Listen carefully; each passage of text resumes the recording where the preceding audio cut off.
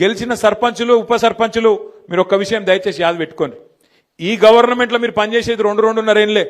మళ్ళీ అటెన్క వచ్చే గవర్నమెంట్లో మన గవర్నమెంట్లో మళ్ళా 2-2.5 ఏళ్లు మీరే ఉంటారు. కాబట్టి దబ్బన వీళ్ళు ఏమైనా కొద్దిగా కష్టపెట్టినా కొద్దిగా ఇబ్బంది పెట్టినా 1 సంవత్సరం ఓర్చుకోవాలి అంతే. అటెన్క ఏముండదు వీళ్ళది, అటెన్క ఏముండదు. మీకు వచ్చే పైసలు ఎట్లాగొస్తాయి? గ్రామ పంచాయతీకి రావాల్సిన డబ్బులు కేంద్ర ప్రభుత్వం నుంచి రాష్ట్ర ప్రభుత్వం నుంచి మీ హక్కుగా రావాల్సిన పైసలు, ఫైనాన్స్ కమిషన్ ద్వారా రావాల్సిన పైసలు ఎవడు ఆపలేడు. ఆది శ్రీనివాస్ ఆపలేడు, రేవంత్ రెడ్డి ఆపలేడు, నరేంద్ర మోడీ కూడా ఆపలేడు. ఎందుకంటే అది రాజ్యాంగం.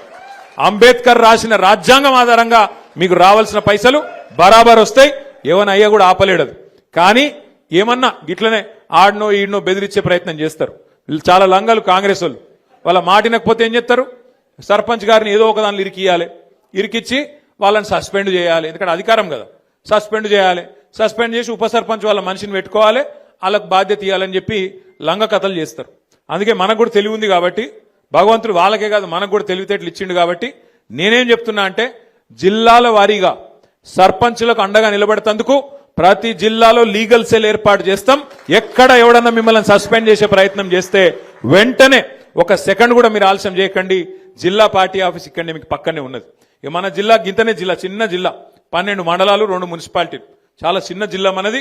వెంటనే అర్ధగంట లోపల మీరు ఇక్కడికి రావచ్చు. లక్ష్మీనరసింహారావు గారిని, రవిశంకర్ గారిని, రసమై బాలకృష్ణ గారిని, మా తోట ఆగయ్య గారిని నేను కోరుతా ఉన్నా.